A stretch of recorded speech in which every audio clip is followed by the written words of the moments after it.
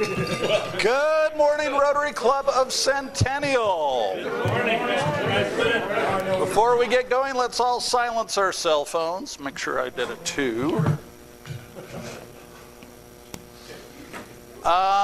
Ms. Zing had the inspirational message. I don't see her. Who wants to inspire us this morning in her stead? Mr. Livingston, let's put you like totally on the spot. You should see the look that I'm getting right now. This is priceless, actually.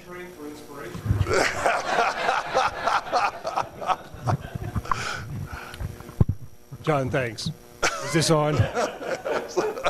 And now we know who owes each other. I've been thinking a lot about my brother-in-law. He is a lifelong Rotarian. He's battling the same brain cancer that John McCain is. He's past president of the Durango Club, one of the Durango clubs. And I've been thinking about the inspiration of his life. He made a decision to not pursue treatment, looking back on a life very well lived and maximizing the few months that he has. So a very personal, inspirational story. And I'll tell you more about Tom at another time. Thank you very much. Appreciate that. Mr. Ostegard, would you like to lead us in the pledge? Allegiance to the flag of the United States of America and to the republic for which it stands, one nation, under God, indivisible, with liberty and justice for all. Mr. Asuna, I know I saw you. I believe you're Rotary minutizing us. You did, and you know what time is to a Mexican, right? It's temporary, so a minute, I don't know. Good morning, everybody. Good morning, everybody.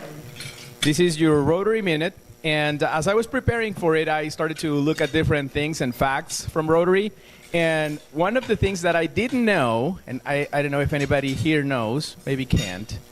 Did you know that, does everybody know who Paul Harris was? I've heard of it. All right, Paul Harris was the founder of Rotary, right?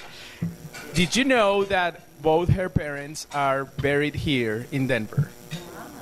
Really? They're buried at Fairmount Cemetery.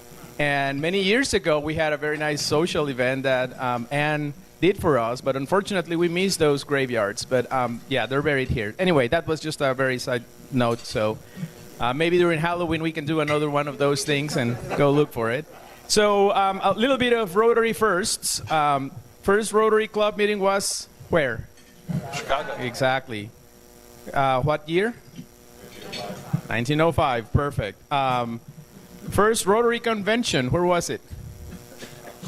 Chicago. What year? 1910. Thank you for trying. First Rotary Club outside of the U.S. Exactly. What year, Kent? 1910. Close. First Rotary Club outside of North America. Close. Close. Ireland. 1911.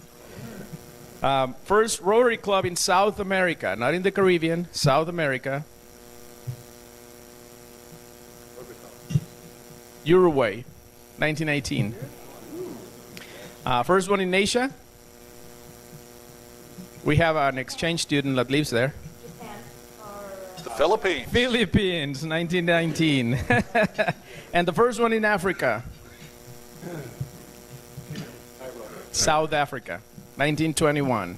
So, as you know, there's a lot of Rotary clubs around the world, but that was just a little bit of how we got started. And it should be our goal to visit every one.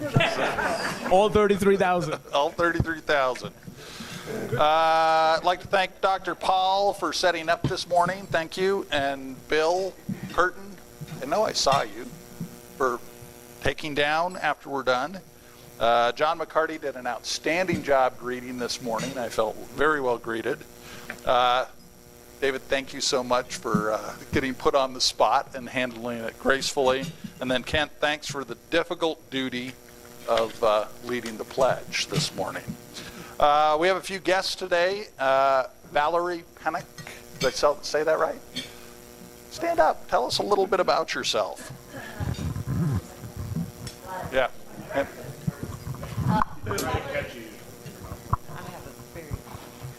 I'm Valerie Pennock. I'm with Cherry Hills Assisted Living and Memory Care. We are a brand new building. We just opened June 22nd. 56 assisted living suites and 29 secured memory care. If you guys have been watching it being built, it's right in the Goodson Center parking lot by DeKoven Park. Absolutely beautiful setting. I've already moved in 35 folks, so I'm pretty tired right now, but we are 70% reserved already, so it's going very well. One of the things that sets it apart, it is a locally owned and operated assisted living community, which is really nice because it's one building. All of our energy and powers are going into one building as well as finances, so it sets us apart a little bit. But that's it. I'm a first time here. So Welcome. Thank you for having Welcome, me. everybody. Treat her nicely. Gail Hamilton will get introduced more formally later. She's our speaker today. This is Gail right over here at this table. If you'd like to say a couple quick words about yourself. Good words. Well, I'm glad to be here, and you guys have awesome peaches. So I already bought my whatever it was, 10 pounds for the year. And, I also belong to a group called United Service Clubs of Inglewood, and where we meet with the Rotarians, the Lions, the Optimists, and we perform a community activities all the time. And so, actually, we're having a community cup in September, so if y'all want to come play golf, we would love to have you to Inglewood. Great. Wonderful. Thank you. Welcome. Caitlin Weber, what are you doing in 5 days? In 5 days, I'll be headed to study abroad for 10 months in Madrid. Wonderful. Thank you.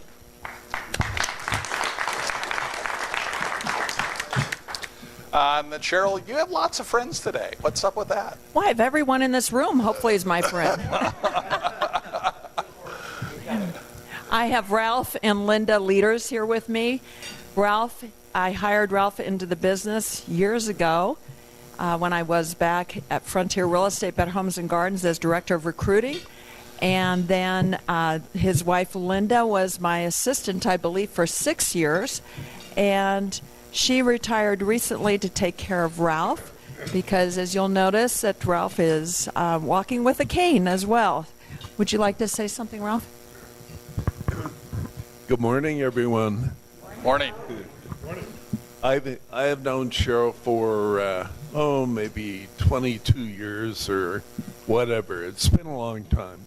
And she invited us to come this morning. And this is our first time. And it's really been an enjoyable and welcoming experience. And I'm looking forward to hearing what Gail has to say. Because I need some guidance myself. Thank you. Welcome. And Jacqueline is returning. And I heard a rumor that maybe you were submitting an application. Maybe? Wonderful. Perfect. And if you want to remind us a little bit about what you're all about, you've got a microphone right there. You can jump right in. Is this working? Can you guys hear me? Yep. Okay. I'm Jacqueline Collins. It is my second visit. I live over in Lone Tree, so this is a short distance from my home. And I've been living in the Colorado community for a few years now, and I've heard about Rotary so many times that I have to come meet all of you and hear what's going on. So I'm really interested. I work full-time for a marketing and website development firm called Image Makers. Then I also run a nonprofit called Schools for Girls. I actually just got back from Uganda from our mission work out there, and that's why I'm now here for my second visit. It took me a little while to get back, but I'm returning and I'm excited to get involved. So thank you so much. Wonderful. Thank you. Welcome. In what I think is the first that I've seen, we have no birthdays this week, we have no wedding anniversaries this week, and we have no Rotary anniversaries this week that I'm aware of. Dave, you're looking at me like I forgot something important in your life. I'm just suspicious of no.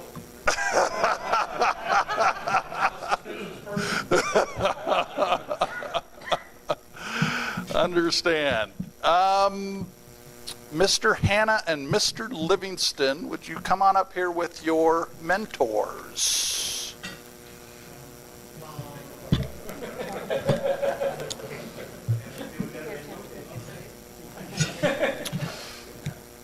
So, it is. So, obviously you know the four-way test, and hopefully your mentors have you prepared to do the 50-way path to Rotary success.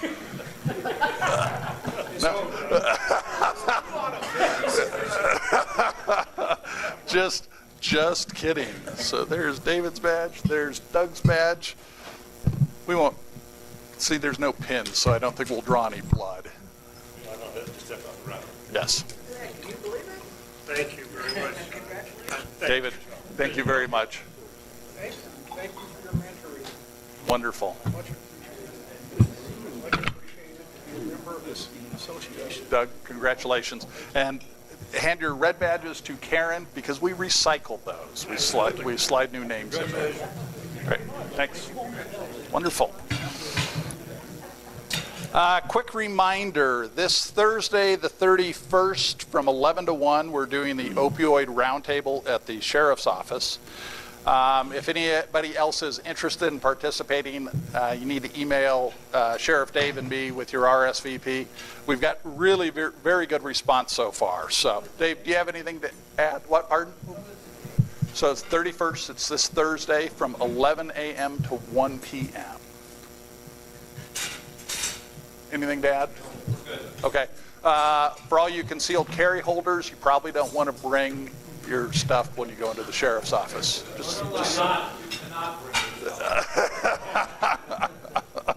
Just saying. Dr. Mark, I saw you sneaking late, but what else is happening on the 31st? We have a new member orientation. If you're a new member or about to be, Jacqueline, you're invited. We'll get your email so I can send you everything. It's this Thursday night, 7 o'clock, and we're going to go over everything Rotary, international, local, district, and all that. And we hope to see you there. There'll be pizza and beer, too, just to up the ante a little bit. Yeah.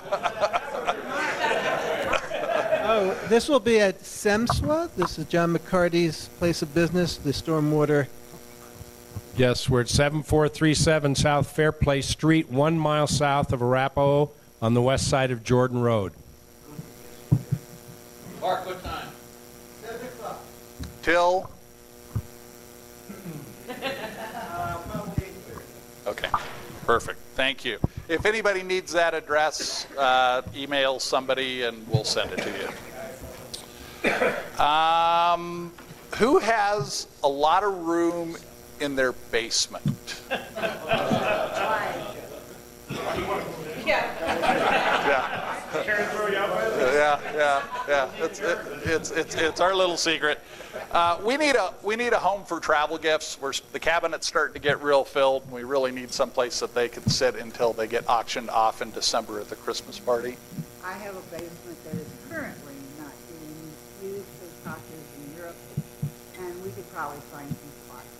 Okay, so you're okay if travel gifts now come to you? As long as they're not We haven't seen anything too big yet. Okay, Ann, thank you. I appreciate that. Mr. Ernest, I believe you have a couple of announcements. I have a couple of announcements. First one is Mr. Cottrell was kind enough to bring back our journals for our journal project. Here are a couple of samples just so people see what they ultimately look like. But these are the journals we have made for Heritage Elementary to help support and encourage, They're second graders. Support and encourage writing. We are going to go back over there shortly. Our committee was Roxy, Charlie, Mary Alice. Did anyone else go with us? No? Anyway, and so we'd like to go back over and deliver those. I would go as early as tomorrow but I'll follow up with each of you to deliver our journals. So anyway, thank you, Greg, for the hand delivery, personal service, and preparing those. The second item was we had our donor drive at the South Suburban race this week, and it was great. People are kind of recognizing us and saying, I saw you last time, and coming up and signing up. So that was nice. And did I have a third thing? Garden. Yes, thank you. See, that's why you asked. I don't know if anyone has seen, but Centennial has been working on the Centennial demonstration garden at Centennial Center Park. It's really looking pretty good. There is a lot of planting and things need to be done, but they finished the soil, the erosion mitigation. They repaved the trail, re-mulched it. So if you are over there at any of our events or just there generally, please check it out because it looks pretty nice. They also sent me, and I'll send it to John to send to the club or Karen, kind of an interactive map that they're working on that will help get people to the garden and things like that. So that's all right. Thank you. And pretty much every Tuesday I ask Randy, what am I forgetting? so we have a good balance going on here. Mr. Eunice, there you are. Just want to remind everybody that we have a happy hour at the Lost Highway Brewing Company on the 7th of September between 5:30 or 5 o'clock and whenever.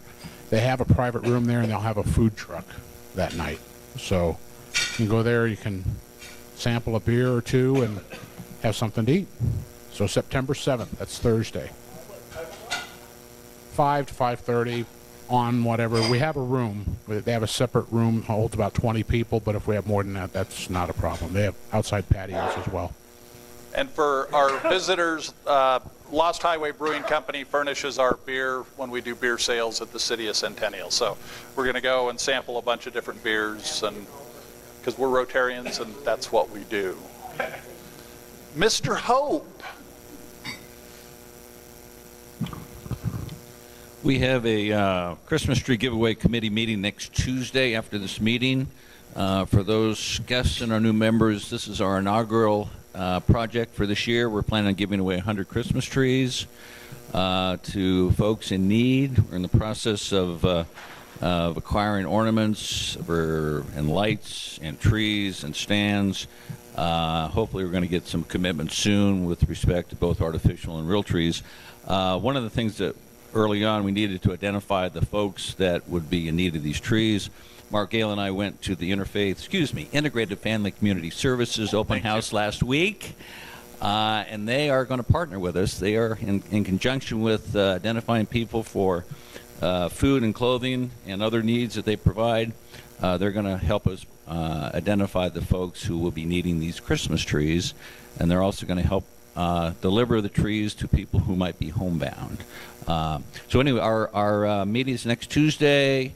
Anybody who's a new member would like to attend the meeting, please do so. 8:30 next Tuesday. Thank you. 8:30 a.m.? 8:30 a.m. after this meeting. There we go. Are you also going to talk to Integrated about Thanksgiving Day box? Randy asked me about that. I will do that. Awesome. You're the best. Thank you. Anybody else have any announcements?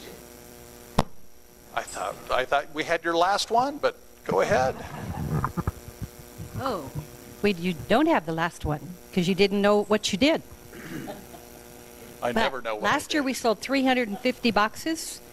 This year we sold 347. Oh. You did really, really well. I didn't realize what the count was. I'd have probably pushed it to the 350, but and Pete came through and sold quite a few, but thanks to Phil Chaporis, he picked up half of Pete's, what normally Pete sells, so we did very well. And I did some quick numbers. We should net about $3,700. Okay. For peaches, yeah. But we need everybody available Saturday morning. Show up out here in the parking lot about 8:15.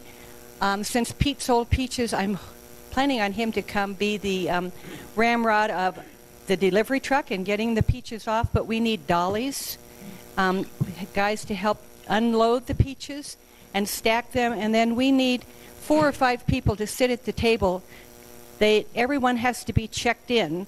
We're going to hand them a ticket for every box of peaches.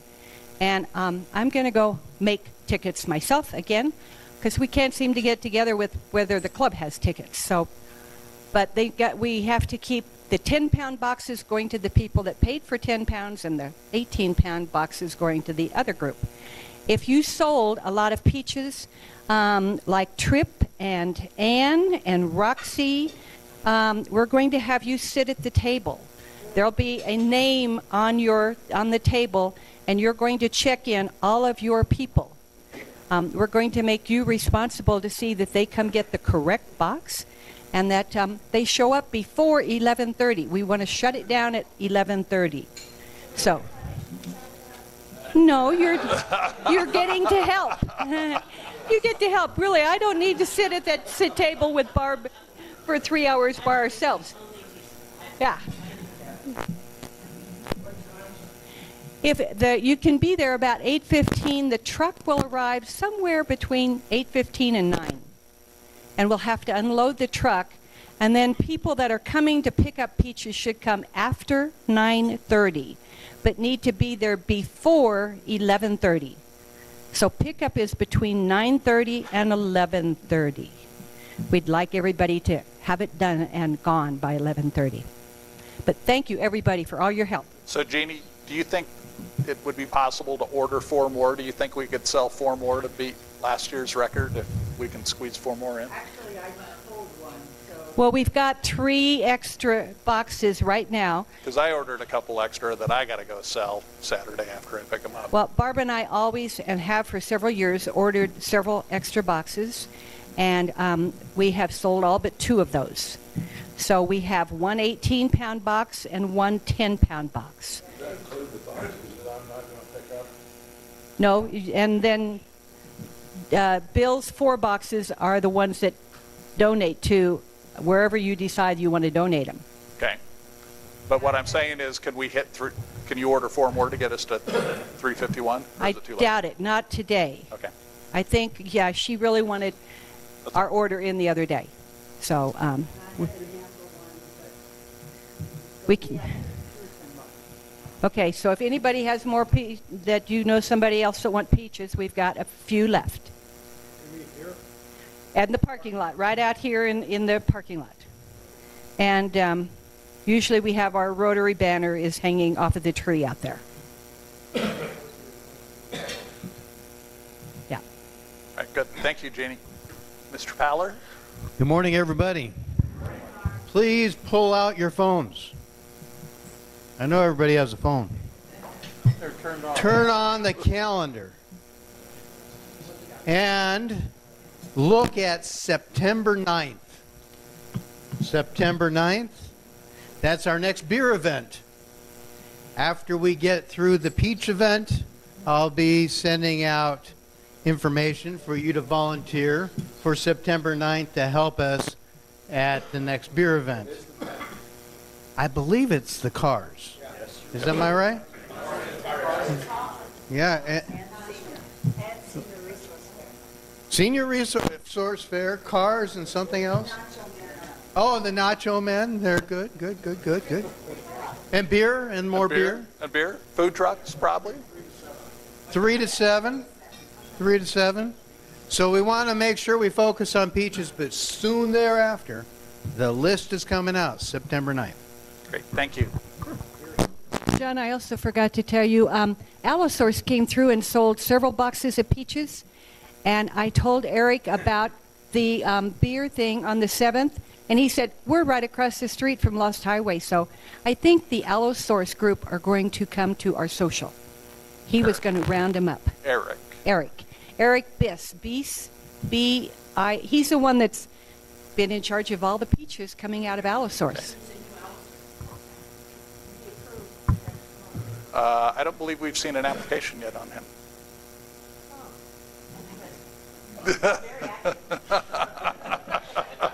So maybe Roxy, if you could kind of get us that by Wednesday so we could vote on him.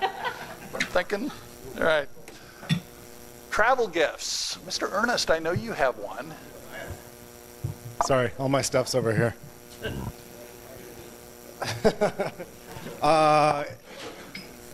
Knowing that I was going to get a lot of grief from all the CSU fans about their win this weekend, when I was at the Parker Farmers Market, I picked up this Corian cutting board. I have a Corian cutting board in the shape of a buffalo. They didn't even have rams, just so you know.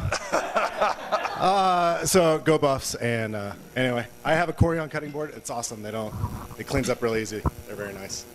It's in the shape of buffalo. Right. So Randy Anwest is our new designated travel gift recipient. Okay, I'll grab it. Thank you. Mr. Peterson. Yes, sir. Well, as you all know, you haven't seen my ugly face around here for a couple of weeks. We've been traveling.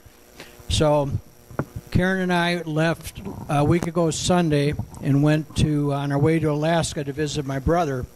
And on the way, we stopped by Salem, Oregon. And if you all know, on Salem, Oregon, what went on there was an eclipse on Monday. Well, we got tuned up for it on Sunday. If you would hold that, take that out. This is a bottle of very, very nice wine from the Willamette Valley winery, and it's a special solar eclipse edition. So when you bid on that, that's a very, very good bottle of wine. Now, on Monday, there's more. On Monday, they had this thing where the moon covered up the sun. And we were there, and a very world-famous unknown photographer took a picture of the eclipse, and this will be available for your bid at the Christmas party. Thank you. Was this unknown photographer, were his initials JP maybe? Could have been. Could have been. Okay, Could have been. just checking. All right. So I'll have you carry this back to Ann, and make sure my Karen gets a look at it because it's wine. Roxy? Well, I also was on vacation, and I went to Taos and Santa Fe, and I saw the eclipse in a little plaza in Taos, and we were the most popular people in the plaza. We were the only ones with glasses. So our glasses got passed around and gave a lot of people the experience that they wouldn't have had before. So that was really, really special. No, we did not charge. No, it was really great. I was like, some of these people, I thought, have you been in a cave? You did not know there was going to be an eclipse. I was really puzzled by the number of people. Oh. Anyway, I'll give my travel gift anyway. Here in the tradition of John McCarty, I do have some coasters. No, actually, these are amazing coasters. These are from the Otago Weavers. So these are nice coasters, along with a little, card talking about Ortega and all their weaving in Chamayo. And then,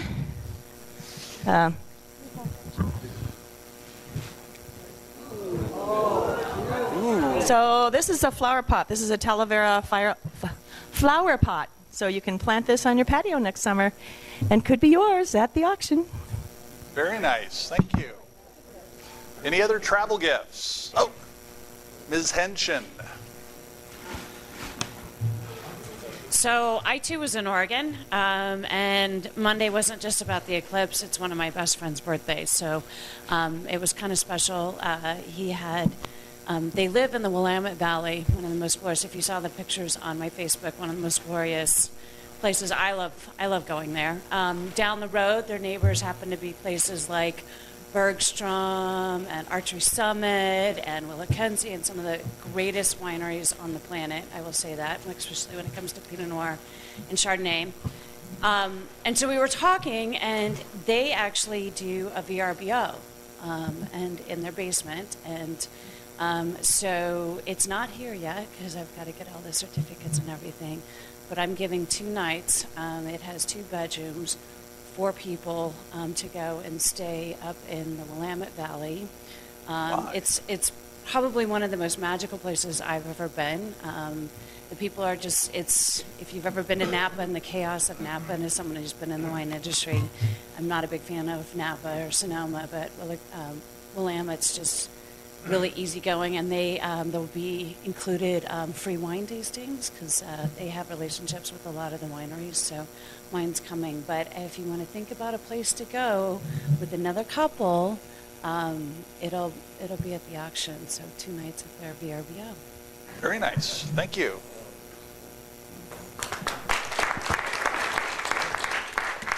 I think we might have had a visiting Rotarian join us as we got going. Are you a visiting Rotarian? Yes, sir. Well, thank you, sir. I don't have your name up here. I apologize, but if you could. My name is Ted Friedman. I'm a member of Rotary Club of Denver. I've been a member for 34 years. Wonderful.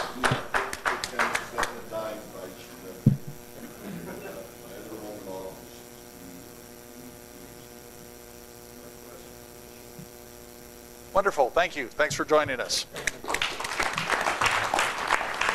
Mr. Shattuck, are you ready to see how happy everyone is? No, but I'll try. Give it a go. Let me start here at this table and see if there are any happy bucks.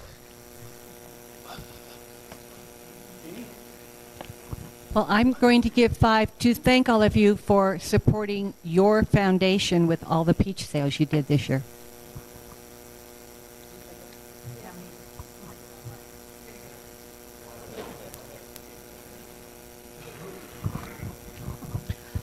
I also have 5, and one is after Catherine got up, I forgot that I stayed at a B&B in Taos that's owned by Prudy and John Albin, and they are former members of the Parker Club and are now in the Taos Rotary Club. And we stayed at their bed and breakfast. And so last year, the reason I stayed there is I bought it at the holiday auction. I bought the 2 nights at the Dreamcatcher B&B, and she said she would donate again this year, so I'll have to get her the information for the auction. Also, I had a really cool experience. Because I posted pictures on Facebook, my nephew saw them and said he was on his way to Santa Fe. So we arrived in Santa Fe within a couple hours of each other and got to spend the evening and the next morning together. So that was really, really cool. And then this last weekend, I attended Morgan Adams' Concours d'Elegance, which is a charity benefit for children's cancer. And a special event, I have my nephew has a real interest in cars. He's 16, and he's having a real hard time in school this year. So his mom and I got together, and they flew in Friday night and then flew out Sunday. And he had the time of his life seeing all the amazing vintage cars, vintage airplanes, and the great mini air show with the dogfight. And we had a unique experience of an airplane that showered fireworks while it was flying in the dark. So that was really amazing. Thank you. I have 3. That's okay. And that's for our guests, Ralph, Linda, and Gail. Thank you for being with us today.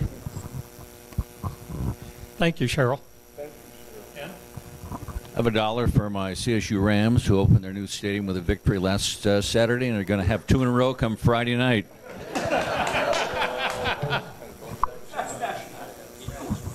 I have 4 happy bucks. The first one also is for the Rams. Go Rams.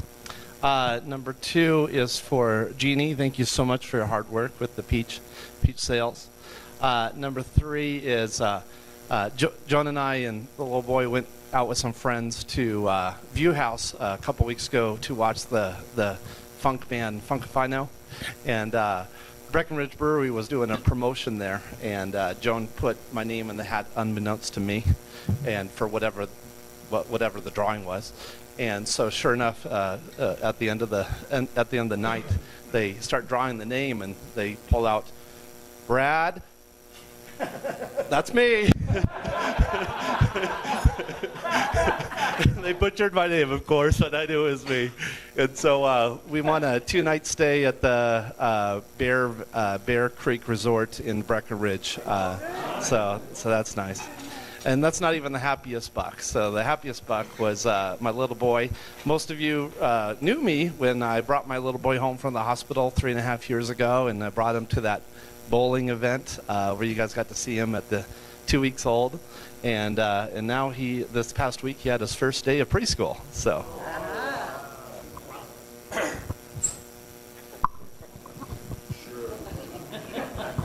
I'm very happy to get a box of peaches. My Club 31, we sold out, and since we go back and forth from Phoenix to Denver only last year 16 times, this year 24 times, delighted that. One other quick thing, we are proud grandparents of our first grandchild, and I know y'all say big deal.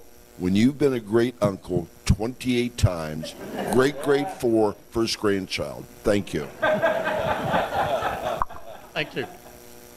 Anybody else here? So I'm still trying to get my head back into the 303. Had an incredible 2 weeks up in Oregon, seeing really, really dear friends. So I'm happy about that. It was a fun weekend. They had 4 different bluegrass bands, and I've never on their property. So just a private party for all of us. Never been a fan of bluegrass, I guess. I didn't, or maybe now I'm totally addicted to. Need more washboard and banjo in my world, for sure. And I just want to say kind of a shout out to Andres for being a Rotarian. I'm not sure if you all remember the No One Left Behind project that we did last year with Rotary, and I've connected with a family, and I'm thankful for Andres getting up tomorrow morning to meet with the father who is trying to figure out how to establish himself in the accounting world in our country. So just thank you for your time and your willingness to help him out.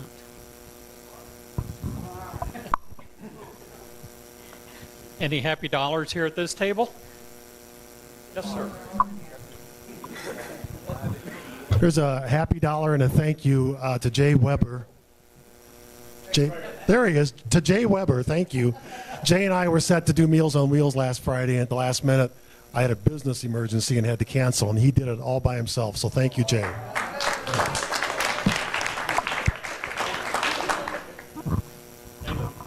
I have 3. I am happy to have a blue name badge. I'm happy to thank John for leading me into Rotary, and I want to thank John for the opportunity to offer the inspiration today. Thank you. By the way, it's Williamette, not Willamette, if you know how to spell. So. I'm happy that the cohos in Alaska were running, and they were eager, and we brought home about 100 pounds of seafood. So that was a good thing. I have 3. One for all of our guests. Thank you for being with us. Hopefully you'll come back. The second one is for Ms. Weber. Have a safe trip and enjoy it. It's going to be a wonderful experience. So we're looking forward to hear when you come back all of your experiences. And lastly, go Broncos. Thank you.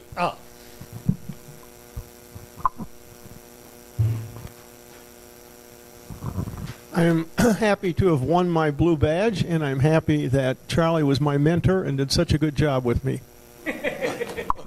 Thank you. Tim. I have an apology buck because I have to leave at 8. But it's also kind of an excitement buck. Yes. We are turning over a major project this week, and it's pretty extraordinary. So if you have a chance to come by the studio, come on by. I'll show it to you. Mr. Pollard. I am happy to be high, dry in Denver, Colorado, and not down in Texas. And if you have a chance to think about those folks, keep them in your prayers. Anybody else at this table?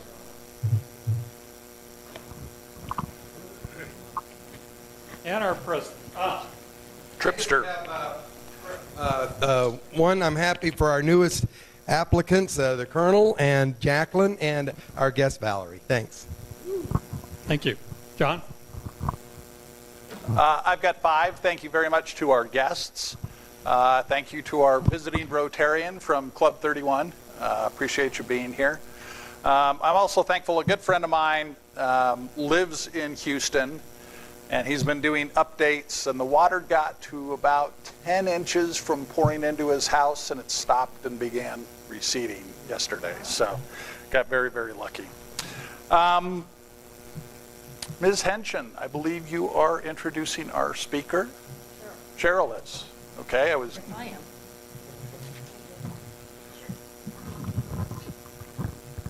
I have the pleasure of introducing Gail Hamilton, and she's going to share with you about herself.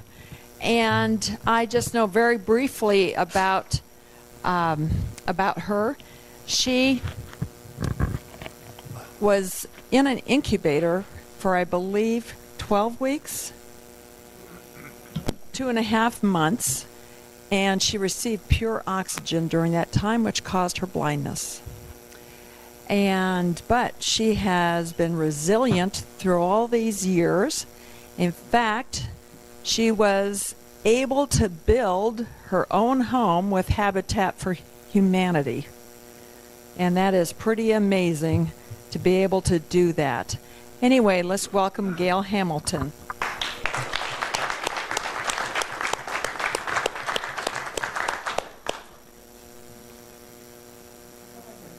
Oh, you're taking your dog with you? Yeah, sure. Oh, I didn't realize that. Oh,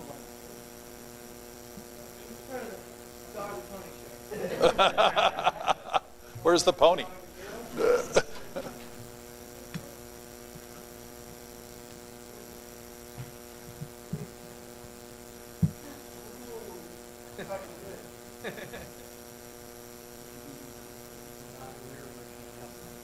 Go either way.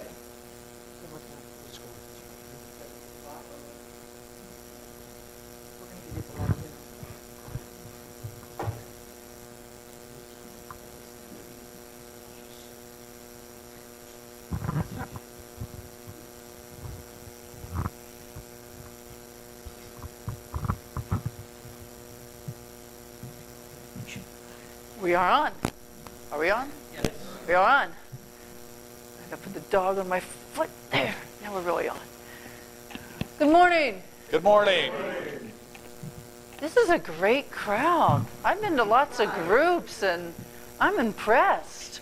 I knew about Happy Bucks. That's good, but I like your traveling thing. You go everywhere, and then you gotta silent that off. I might have to steal that idea. Oh, you didn't hear that from me. Sometimes I do. I steal ideas. And I go, that's a really good idea. So, not sure. I'm going to tell you the story of my life, and I'm going to end up with a little bit, like I said, a song and dance thing. So we'll end up with that.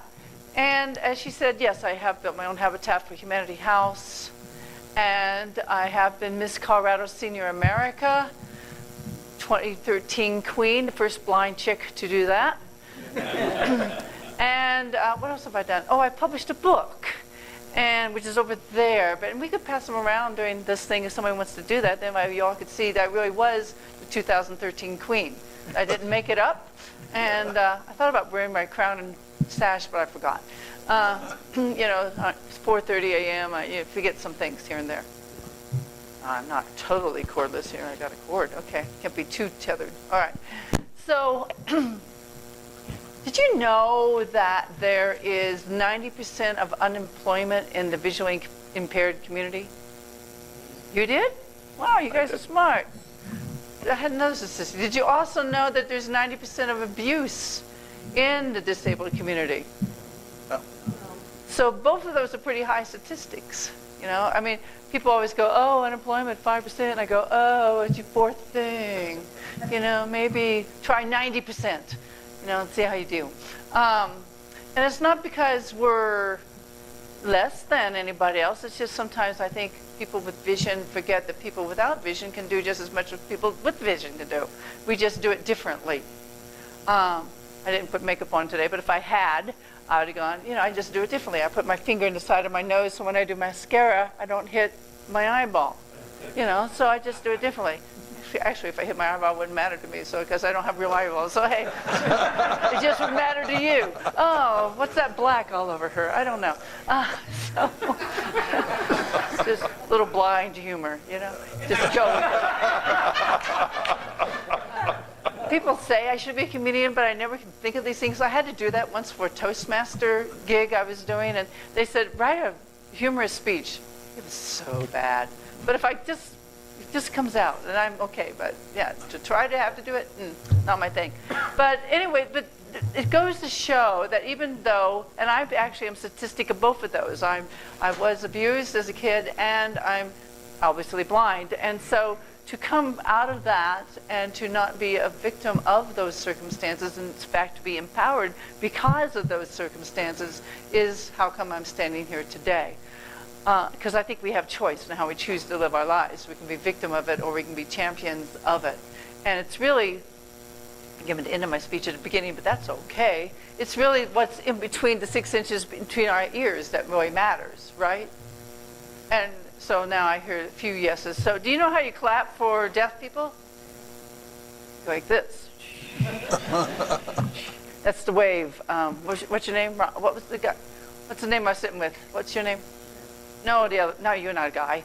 The man I was sitting next to. Ralph. So I'm doing the wave, Ralph. In case you don't know. That's how you clap for deaf people. How do you clap for blind people? Oh, very good. Good. So if I ask a question, you have to answer auditorially. You can't nod your heads this way, and if you do, you make sure you go this way. Go back and forth as well as up and down. That way you get balanced. And if you raise your hand, the right hand, make sure you do the left hand too. I won't see you, but you have a good time doing that. Just do it until you get tired, and then try the other side, or you could just say, hey, Gail. So if I ask a question, go yes, or whatever. And then that'll work out really great for me. I try to make my talks experiential and conversational, because otherwise I think I'm talking to myself in my living room, and I don't know you exist. So I guess for me, I have to know you exist, so you have to make some kind of noise. So you're out there, and I'm out here, and we're all good.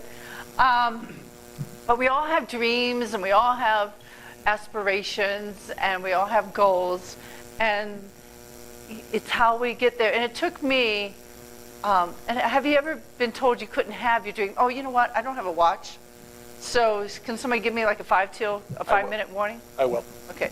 So I have my phone I was supposed to turn off, but I didn't do it. Actually, I'm going to do a quick thing. Did you all know, everybody have an iPhone? This is my quick little demonstration before I go to the story.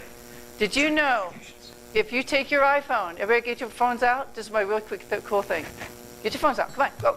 Quick. Come on, let's go. All right, out. Push your home button down and say, turn voiceover on.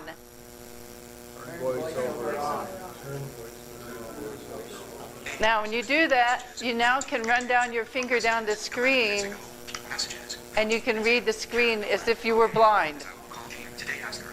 Is that cool? It's really cool. Now, I always want to leave it that way for you all, because that way it would be fun and drive you all nuts all day long. But if you don't like your voiceover on, so now you can read your phone like a blind person. The commands are different, but you can read it. And if you want to turn it off, you hold your button down and say turn voiceover off. And it should say turning voiceover off. See? Isn't that cool? See? So we don't have special phones. We just have an iPhone. They can turn it on and off. It's very cool. This is one of my show and tell things. I think it's just very fun. But so have you ever been told you couldn't do something because of some kind of limitation you had? Yes. Yeah. Age or whatever. Could be gender. Could be whatever. And it's taken... There you go. There you go. I got it. Yeah, very good. If you need help, I can help you do that. Yeah. Or we just leave it on all day. It's really fun. It drives you nuts.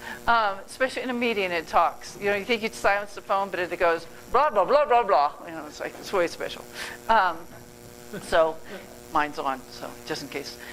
Anyway, I've had those kind of people tell me I couldn't do this or that. and it's really hard. It took me 50 out of my 65 years to get rid of my victim stance, my what I call my backpack of negativity, and to pick up my wings to fly. And so the story was, I was born in Indianapolis, Indiana, 1953. So I really was Miss Colorado Senior America. And I was 2.5 months premature. I weighed 2 pounds. They could stick me and my twin brother in a shoebox together. Our waists were as big as my index finger to my thumb in a circle.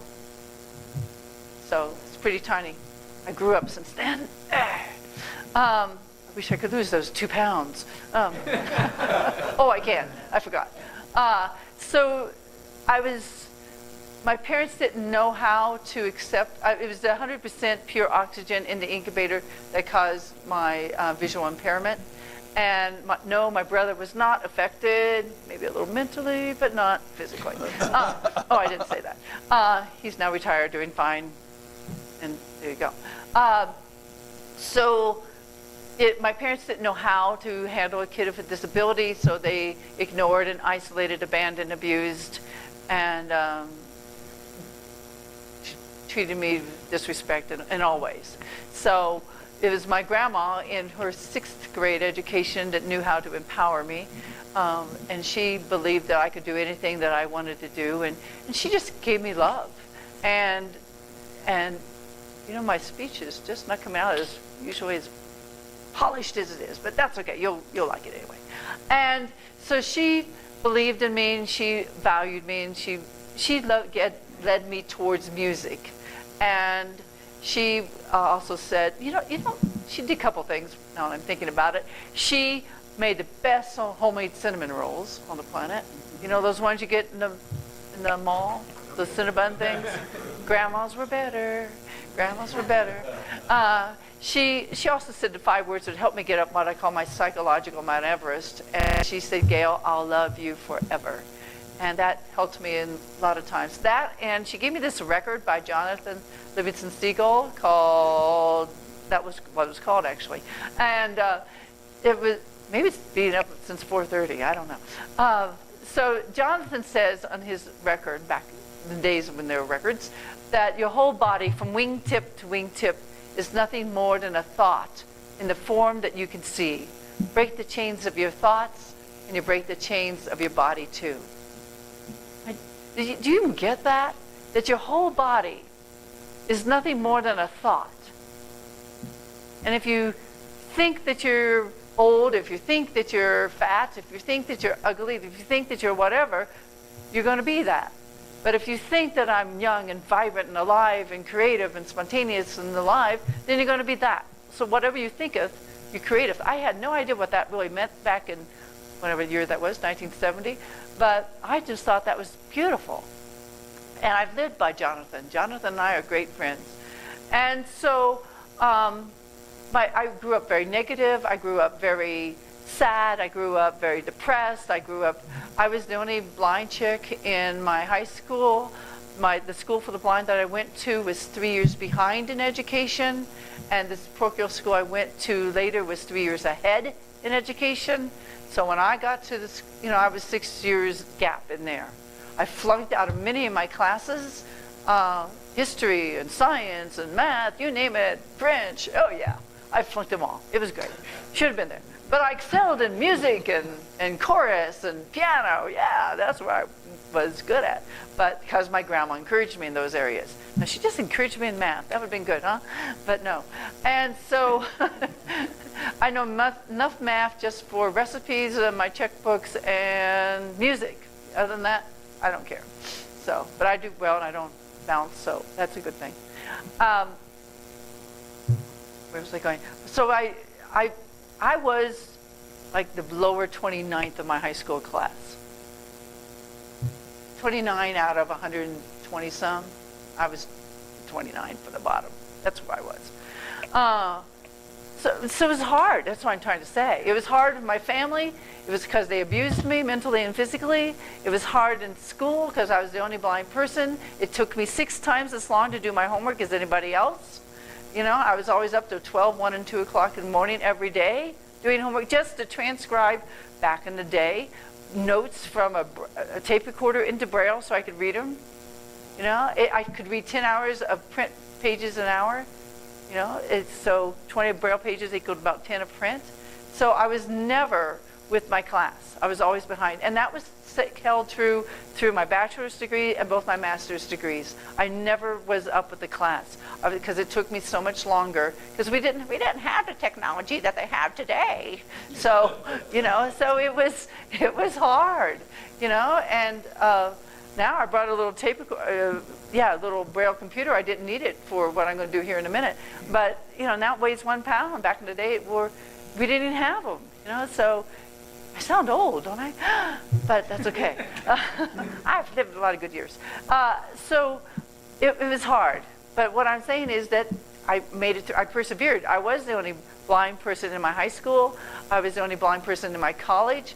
I majored in voice. I minored in piano and organ and speech and English. They could hear me sing all over the campus. And when I mean all over the campus, I mean the horses, stables, I mean everywhere. They could hear me. And I have jokes about that, but I'll save them. And they were good, though. And then I was the only voice blind person where I got my master's in music degree, and I was Mimi in La Boheme, and I was Violetta in La Traviata. La Boheme is coming on November 12th to Theater New Us in downtown Denver. And so it does prove that a blind person can do just as much as anybody else can do. And I had a teacher in my master's degree, and she believed that I was a singer that just happened to be blind, not a blind singer. So there's a difference. And just like I make mistakes sometimes by saying sighted people, and I really shouldn't do that. I'm sorry, you all. It just comes out. I try to re-educate myself. It should be people who are sighted, because you can't help it. You're sighted people, you know. So I'm sorry. You know? So people who are sighted. And I try to do that, people who are visually impaired, because it should be the people first. People, the people. So she believed that I was a singer that happened to be blind, and she entered me into a national competition of singers. I was one of 7 in the country in this competition, and they disqualified me due to my blindness, saying, how can you have a career when you're blind? And back in 1979, I didn't know anything about fighting for my rights, because of being abused. I just thought here's my belief all my life. I always thought that any person with sight was more valuable than me. So I believed that. So when the judge says, hey, you know, you're blind, you can't sing, and you can't have a national career, even though she was a voiceover artist singing behind curtains all her life.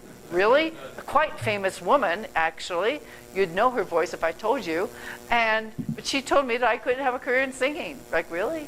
So, but I believed her because I believed my parents, and because everybody else was more valuable than me. I had no self-worth. I went to Boulder, Colorado. My bachelor's was in Fulton, Missouri, and my master's in music was in Pittsburgh, Kansas. I went to Boulder, and they too said, how can you have a doctorate in music when you're blind? And I believed them just like I believed everybody else, because that's what we do. We always travel down that old path until we decide not to travel down that path anymore. And so then I went to the Naropa Institute in Boulder to get a master's in psychology and counseling. And they too said, you cannot be a psychotherapist being blind. And I started to do some psychotherapy by then, sort of to get over some of this lovely abuse and childhood trauma I had. And I was starting to have a speaking voice as well as a singing voice.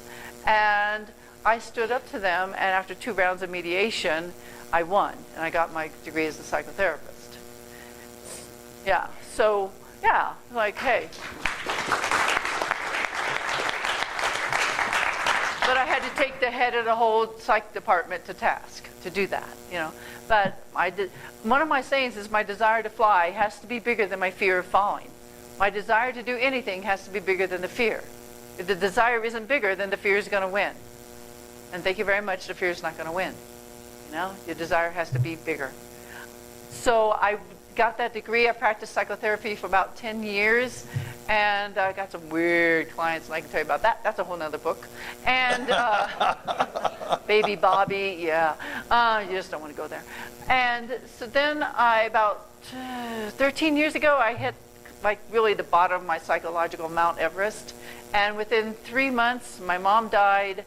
I had to have several surgeries, one of which was to remove my eyes. What else did I have to have done? Oh, I had to sell my beloved house that I liked at that time. It wasn't my Habitat house, but a different house. And I had to, end a 15-year relationship. And during that time, my psychotherapist said to me, so, Gail, what do you want to do with the rest of your life? And I said, I'm going to be famous and write a book. And she said with one student that I had, I see, you're going to be famous and write a book. And which is therapist jargon for you're out of your mind. I see. How's that working for you? So she said, and so she said, and since I had a master's in psychology, I kind of knew what that I see means. Yeah. So she said, so what's preventing you from writing the book now? And did any of you ever do this? I go, I don't know how, right? And you didn't let that, I don't know how, stop you. And so she said, basically, well, you don't have to know the how. Give the how to God. You just start writing. And I said, well, maybe I should take some writing classes. Did anybody ever do this? You make up all kinds of excuses of why you can't do your it in your life? Yeah. So it was, maybe I should do some classes. And she goes, you don't need to do some classes. There's always an editor.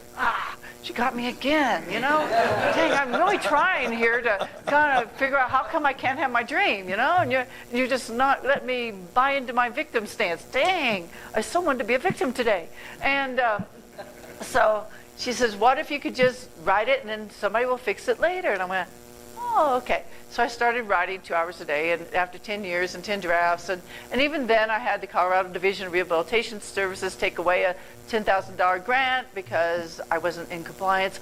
Oh, bad me. And so I had to publish it myself, which it is over there. Did anybody pass those around yet to people? You should pass them around. There's a book over there.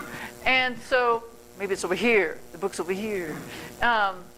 So anyway, I did publish the book. But during that time, I read another book, which people say I shouldn't promote 2 books at once, but I figure that you guys are empowered enough that you can buy 2 books. You can buy Excuse Me, Your Life is Waiting by Lynn Grabhorn, which is a phenomenal book, and you can buy my book. Yes. And so, because you have choice, you can buy 2. I don't have Lynn's with you. You have to get them on your own time. But Lynn says she doesn't say that. She says that you have to want your dream, feel your dream, and believe that your dream will come true. And, well, actually, she says that. She says you have to want it, feel it, believe it. So I started getting that it's what between my ears creates my world and my life. And I started understanding that what I think, so I create. If I think I'm blind and less than you, then I'm going to be blind and a victim and less than you. If I think I'm just as good as you, or maybe I'm better than you, that could be fun. But if I think I don't want to do that. That would put me superior. I don't want to do that. But if I think that I'm just as good as you are, and I just happen to be blind, then great. So it's inside that matters, not on the outside. And if the world wants to discriminate me with 90% of discrimination, then let them. But that doesn't change who I am. I'm still magnificent me. And so, not in an egotistical way, but just in a way that I am who I'm born to be. And that is okay to be who I am. I don't have to be you. I can just be me and be just fine the way I am. And I like to tap dance here and there, paradiddles. I can do that. I like to ice skate. I like to play piano. I like to play auto harp. I like to watch TV and cards and go to movies. Not that any of my friends invite me to do those things because I think they see me as blind. But I really can do all those things and more. I can build my own house. People say, how did you hit the nail with the hammer and get that nail? And it's just like playing piano. I'm going to get emotional. Because I'm leaving my house that I loved, that I built for 10 years. And it's sad to me. But I did build it with my own 2 hands. I was on the roof 3 times. I had a picnic on that roof. But people say, how did you hammer that hammer into nail? How did you not hit it over here, or anywhere else? And didn't you hit your finger? Not as much as people beside it hit their fingers. And, you know? And how do you do it? Because it's muscle memory. Just like playing piano and playing chords in piano. Your body knows how to do it. And you just do it. Just like eating. I don't eat over here. You don't eat over here, right? You know where your mouth is, right? Gail, 5 minutes. 5 minutes. And so therefore, you can do anything. So I learned to do that, you know, and I could do lots of different things. I don't know how I got on that topic, eating and building my house. But I did, but whatever. But what I'm saying is that because I changed my thought process, that's how I got my house. Because I visualized it. I wanted it. I believed that I could have it. And which is what Lynn says. Not yet. Hold your horses. Give me 2 more minutes. It's only 2 minutes and 45 seconds. Okay, but almost. And so I believed that I could have it. I visualized it. I wanted it. I believed that I could do it. My philosophy, and then I got the house. I wrote the book, and then I entered the Miss Colorado Senior America. I became 4th in the country doing that. And why did I do that? The reason was because I wanted to empower people to believe that you can do whatever it is you want to do. That don't let your it stop you. It doesn't have the power. You have the power. And to give up those negative stances and to believe in yourself and your positive stances. And because I changed my thinking, I got all these things that I have now. And now I have moved because I wanted to find a place that I could walk to the store myself and to the bank myself. And I didn't have to depend on other people.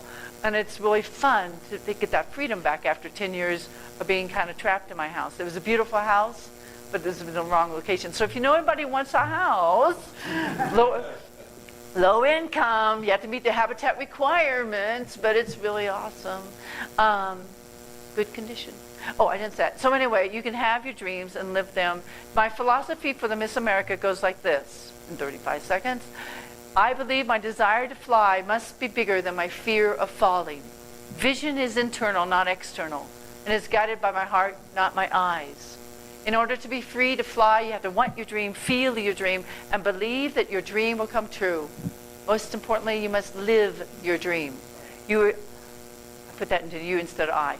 But I am the creator of my destiny, the composer of my symphony, and I choose to live a life of greatness. And so can you. You are the creators of your destiny. You are the composers of your symphony, and you can choose to live a life of greatness, which I think you guys are doing with the Rotarians. You're a very awesome club. Now you can turn that on, crank that up really loud. I'm going to sing you the song I won the 4th place in the Nationals.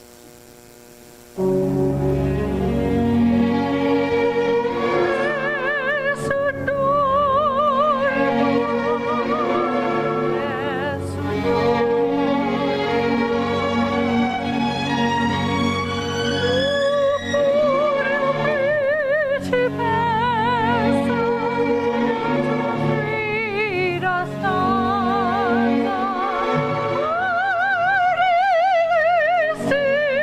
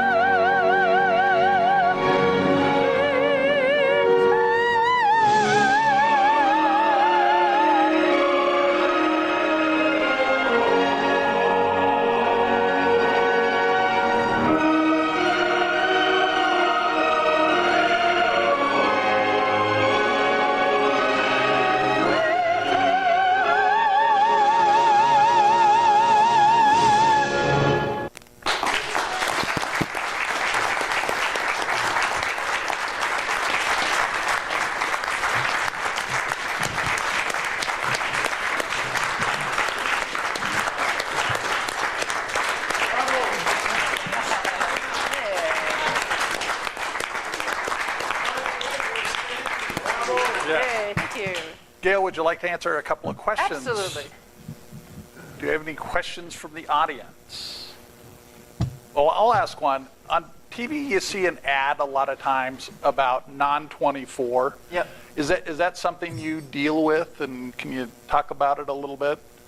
Non-24, actually I was in the sleep study for that for 5 years, and I had insomnia for, 25 years at least. And could be because of my blindness, it could be I had insomnia, it could be I'm a woman, it could be, I don't know. It could be life was stressful, I have no idea. And I went off. The drug was sort of like a melatonin type thing, and I don't know. I read a book once by Stevie Wonder, and he says, I never know if it's day or night. Really? Really? You hear the birds sing, it's day. I don't know. I've never woken up and gone, is it day or night? I've never had that issue. I don't know. I just don't know. But I did have trouble sleeping. I chose to get off the drug because I got a little slip of paper in the mail that said $6,000 a month for that drug. Ow. And I kind of said, I don't feel like ripping the government off for $6,000 a month. I mean, that's just, I don't know what's in it, but whatever it is, that's just crazy. And so I chose to be a responsible person and not charge the government that much money for a drug. I just thought that was ridiculous. Yeah. Bravo. You know, really. So now I have a Saatva bed. Anybody ever hear that? S-A-A-T-V-A. You know, I've had it for a month now. I have not woken up once during the middle of the night. It's like, woohoo, I'm so a promoter of them now. So, good bed. Hey. Wonderful. Yeah. All right. Any other questions? Come on. It's a shy bunch. You could Shy probably bunch. tell that. But from- buy my book, and I always tell people, if you buy my book, I'll have lunch with you if you read it from word one to the end of the book. How much is your book? $20. Thank you. You're welcome. You take checks? I take anything. I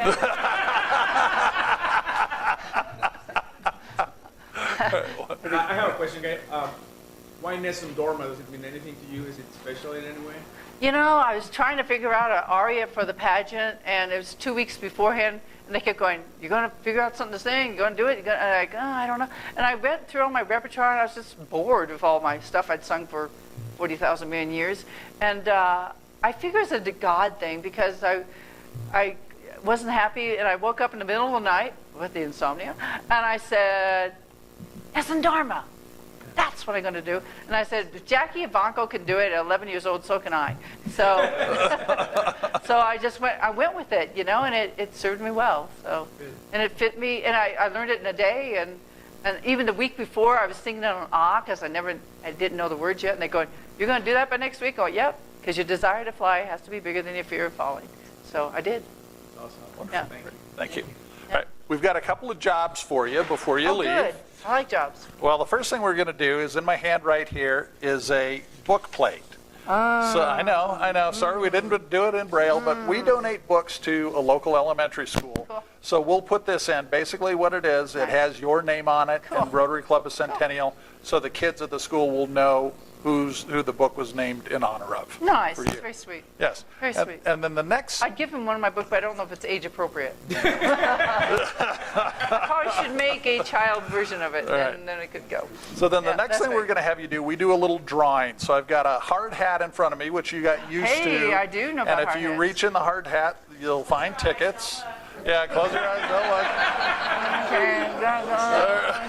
And so pick a ticket. Pick a ticket. I like this one. All right. So read the last 3 digits. No, I'm just kidding. 425. Let's see how close you were. 421. Very close. Wonderful. So Andres, you picked his ticket, so he won $10 instant lunch money. Awesome. And now my wife Karen has got a bag full of marbles, most of which are clear, but one is blue. And if he picks the blue marble, he'll win more. If he picks White. You should have had me pick it. No, I'm teasing. Another clear. So he didn't win the biggie, which actually got won a couple weeks ago, so it wouldn't have been that big. So anyway, I'll set this book plate back up here for you. So I get this or they get You this? get this, and then we'll put one just like it in the book. So you'll have one of those. Okay, cool. So what we're going to do now is we're going to recite our four-way test, which is one of the tenets of Rotary. So could y'all join me in the four-way test? For all the things we think, say, or do, is it the truth? Is it fair to all concerned? Will it build goodwill and better friendships? Will it be beneficial to all concerned? Go do some good.